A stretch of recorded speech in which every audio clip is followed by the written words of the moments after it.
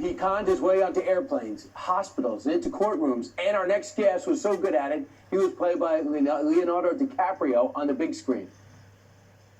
Are you a real life pilot? I sure am, little lady. The jumpsuit is open. It's been a while since I've done this. Which one's the jumpsuit again? Some that's flying around the country posing as a pilot, calling the James Bond of the sky. Just tell me how much yours and I'll pay you back. $1.3 million.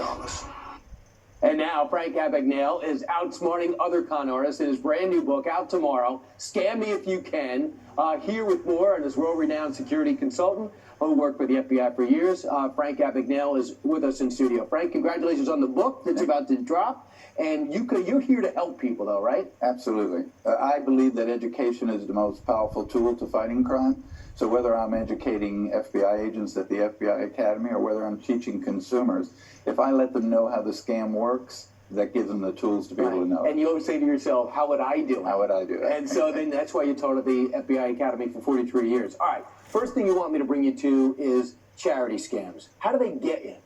Well, there are so many charities out there, and people call up and say they represent the Policemen's Association or they represent a certain charity, especially whenever there's been an event like a hurricane or a national disaster. And so people are very compassionate. They want to give money, but they're not paying attention. Is this really a real charity? And that's why I always recommend to them to go to the Better Business Bureau or the State Attorney General's office as a Consumer Protection Bureau. You just have to call them and ask them, is this a real charity? And am I okay donating to it? And they will tell you whether it's a scam or not. I also never commit to anything over the phone. I say that if it's a good company, send something to me in the mail. Absolutely. All right, dating scams.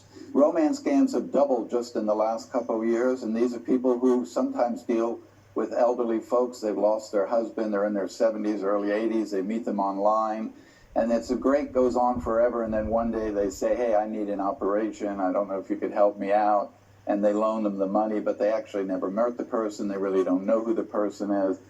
So again, romance scams can be with young people, they can be with old people. You know, in doing the research for this book, what really surprised me is millennials get scammed more often than seniors, but seniors lose more money to scammers. Especially, you see a lot of these military men and women come back from overseas, money has been accumulated, they hear about something, and they lose everything. And they lose all their money. So the other thing is, I 100% agree with you on autonomous vehicles. Yeah, it might be revolutionary, but it's also susceptible to hacking. Even today, we have typical car with 240 computer components. Right now, if we're in 35 feet of a vehicle, we can shut the vehicle off, we can shut the power windows, we can lock the door, we can keep the person in the car. So the question is, if we can do that now, what could you do 5 years from now, 10 years from now? Right, and DNA. There's a lot of these companies out there want you to send their DNA to look into your background. Is that a problem? Yeah, I don't really like that. Again, I don't know who really these companies are, who they're selling my DNA information